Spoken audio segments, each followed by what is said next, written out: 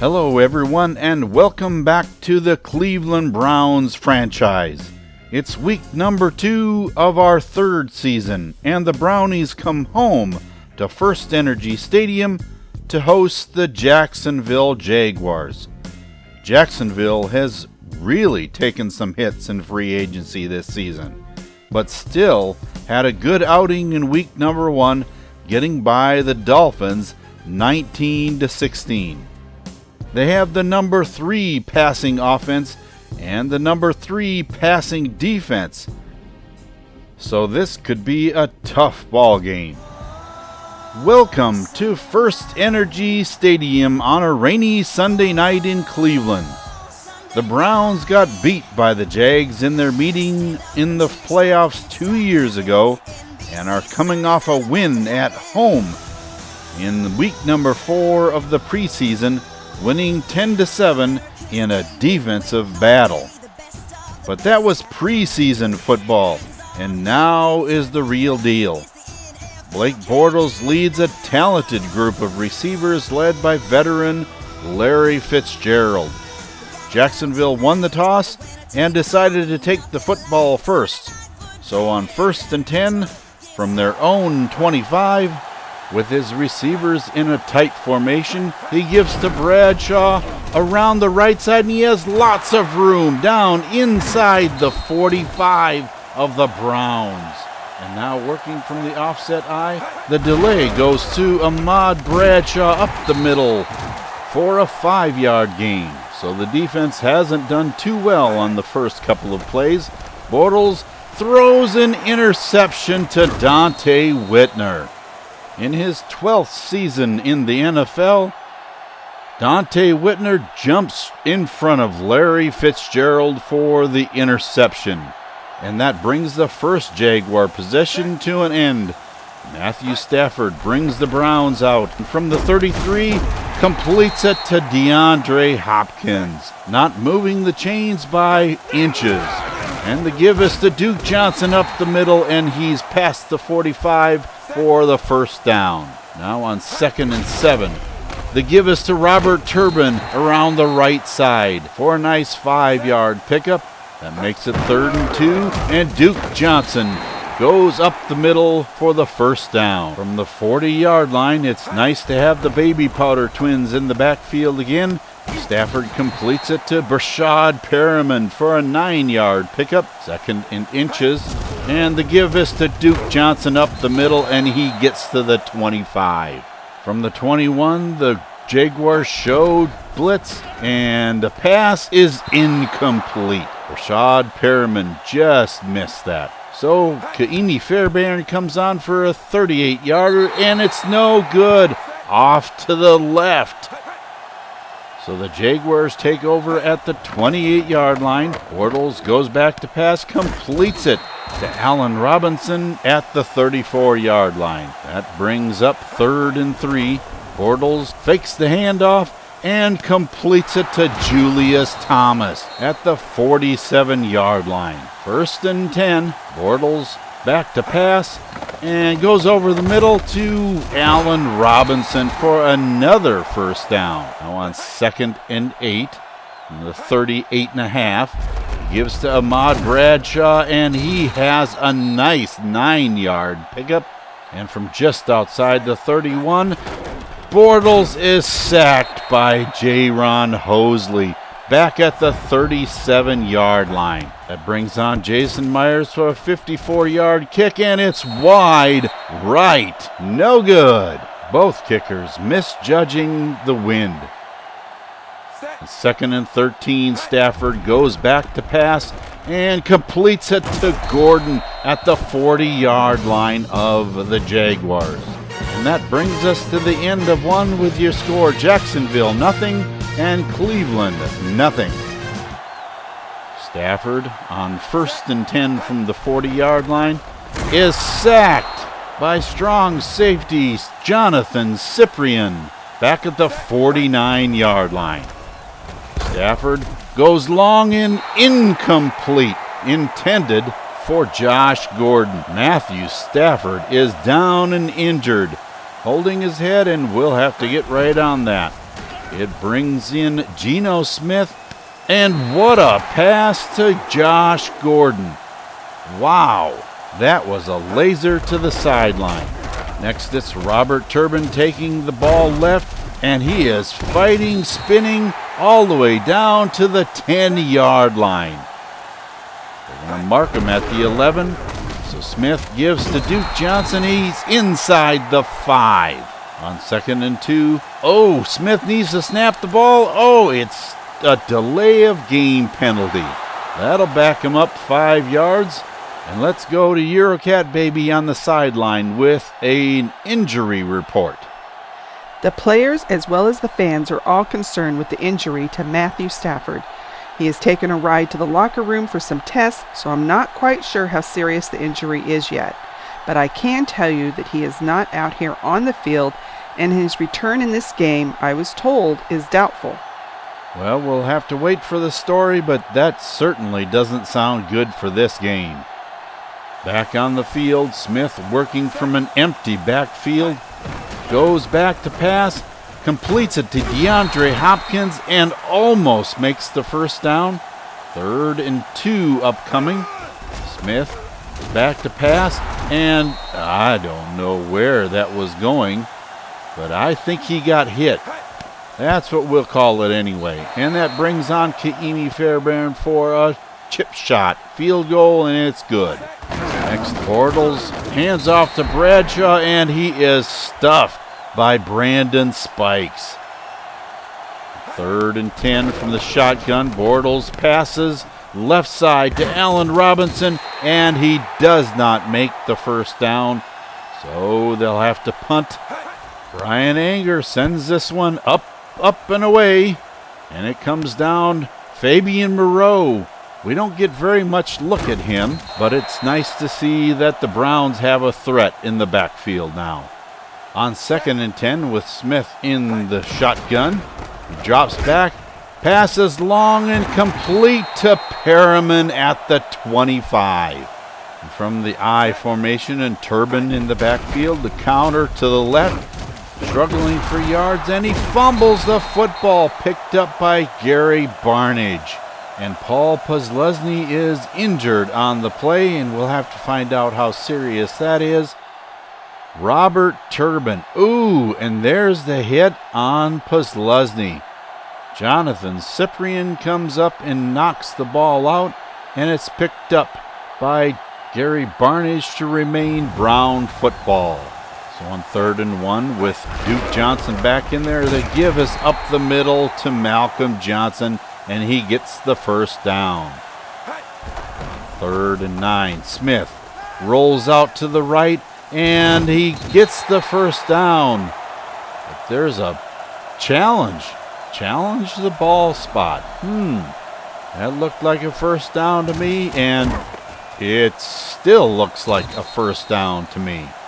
So now from the 3-yard line on 1st and goal, Johnson takes it up the middle, and it's a touchdown. Boy, he barely got into the end zone on that one. It's 10-0 Cleveland. So with 2:58 left, can Bortles do anything with it? And it's complete to Marquise Lee for a first down. Bortles go back to pass, and he is sacked by Desmond Bryant, showing off a little bit of that speed coming from the left end. And there he takes Bortles to the turf, which brings us to the 2-minute warning. Your score, 10-0 Cleveland.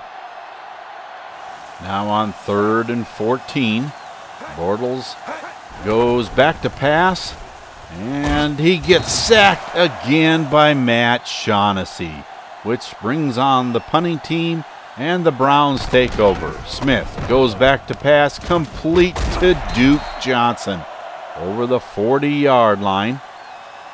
Now 3rd down conversion coming up, and he has the first down. Smith and Mostert in the shotgun. Smith goes back to pass, and it's incomplete, intended for Josh Gordon. Well, can Andy Lee pin them deep? inside the 10. Oh no, just inside the marker. So it's 1st and 10 from the 20 for Jacksonville. And Hearns, oh my goodness, look at that. He's to the 20, to the 10. He's going to score. Touchdown, Jacksonville. Bortles found the matchup that he wanted. Mingo trying to cover Hearns. Mingo almost knocks it away, but not quite fast enough. And into the end zone goes Allen Hearns. 1st and 10. Smith goes back. And it's complete to Brashad Perriman inside the 35-yard line. And Geno Smith is down, holding his arm. Oh my goodness. That brings in 3rd stringer Josh McCown. And he goes back to pass, and it's complete to Gary Barnage. And not enough time to even spike the ball. That brings us to the end of the 2nd quarter. 10-7 Cleveland. This game has, for the first half anyway, turned into a defensive battle. For the first quarter, it didn't seem like either team could score, both of them missing field goals. The Browns have dominated the time of possession, so let's see if that continues in the second half. Welcome back, everyone, to First Energy Stadium for our second half coverage of our game between the Jacksonville Jaguars and the Cleveland Browns. Before we head to the field, let's go to Eurocat Baby for a coach report. First, Coach Bradley said that Paul Posluszny had a minor elbow bruise and is ready for the second half. He also said that he was disappointed by the lack of offensive production in the first half and said that his O-line has to do a much better job of giving Blake Bortles time in the backfield to find his receivers. Coach Bettini said that he is very pleased with the play of his defense, but was a little concerned that his offense is being stopped at this point. He said that if the offensive linemen can open up holes for the running game, it will open up a lot of possibilities. I asked about Matthew Stafford's condition after the injury, and he said that as far as he knew, Matt suffered what the doctors called a mild concussion, and Geno Smith will be taking them the rest of the way at quarterback. That led me to asking about his injury at the end of the first half, and he said that he hit his funny bone and is set to play the second half. Thank you for that report, and let's hope that Matt Stafford's condition only keeps him out for one game. The Browns start out with the ball first in the second half. Smith, Duke Johnson in the backfield, and he gets the ball, goes left, and is over the 30-yard line. 3rd and 3 now. Heads right and gets the first down over the 35-yard line. And now from the 37-yard line, Smith goes back to pass, and it's complete to Perriman over the middle to the 46-yard line. Duke Johnson takes it on a counter to the left side, and he has a nice gain inside the 45 of Jacksonville. Smith goes back to pass again and completes it to Duke Johnson, and he's out of bounds at the 24-yard line. Smith goes back to pass, complete to Brashad Perriman inside the 10-yard line for a 1st and goal. Smith rolls to the right and hits Malcolm Johnson for the touchdown. If we take a look at the replay, Geno Smith hits Malcolm Johnson, and Darrelle Revis tries to make the stop, but can't do it at the 1-yard line. 17-7 now is your score. Give us up the middle to Ahmad Bradshaw, and it's a nice 5-yard gain. On 3rd and 2. And they make the first down, and it's knocked away. Tashawn Gibson should have had that INT. Now Smith goes back to pass, and he decides to run, and he slides. Just missed the first down marker. So 3rd and inches, and Malcolm Johnson has no problem picking up the first down. 2nd and 7 now. Smith gives to Duke Johnson, and he has lots of room to the 35-yard line. Now with Turbin in the backfield, counter to the right side, and he has the first down and more to the 20-yard line. And that ends the third quarter with your score 17-7. Cleveland is on top. Now in the red zone for the Browns, Smith takes the snap, goes back a long way. Oh, he's running 10-5 and hits a wall in Paul Posluszny. Inside the 5-yard line now, Smith gives off to Johnson, and he's in for the touchdown. That makes it 24-7 with just under 10 minutes to go. Bortles goes back to pass, tries to hit Mercedes Lewis, and he misses. And he's down and hurt. He got hit pretty hard by Barkevius Mingo, so we'll have to follow up on that one. That brings in Austin Davis. He's in the shotgun, throws complete to Allen Hurns at the 49 for the first down. Now Davis gets sacked. Christian Kirksey drops him in the backfield. On 2nd and 14, Davis back to pass, and it's caught by Allen Robinson and out of bounds at the 38 for another first down. Davis passes incomplete, broken up by Jabril Peppers.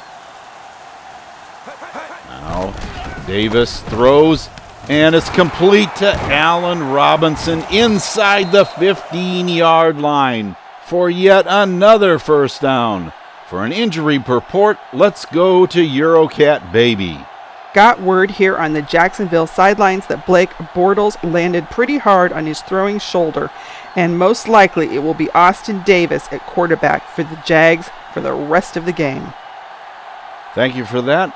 And that would be very hard for the Jaguars to lose Blake Bortles at this critical time in their season. Back on the field, it's 1st and 10 from the 13-yard line. Davis hands off to Bradshaw, and he has the corner inside the 5. Now on 3rd down, can they convert all the way? No, it's 4th down, and they're going for it. 4th and inches. Davis, what kind of pass was that? He had a man open and missed him.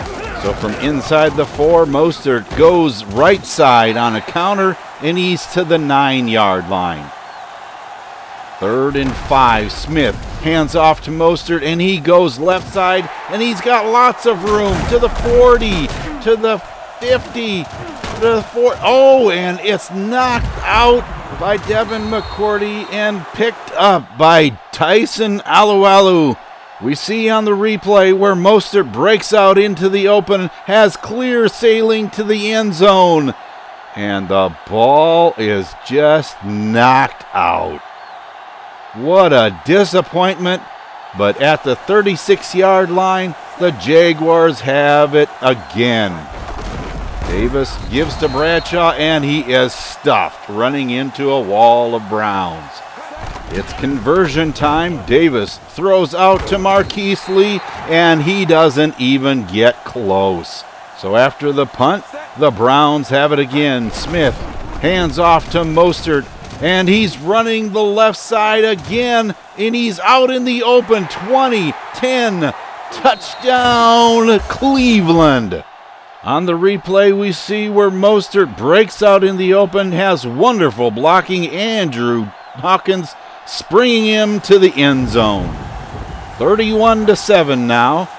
Austin Davis drops back to pass and decides to run, and running into Ashley Palmer.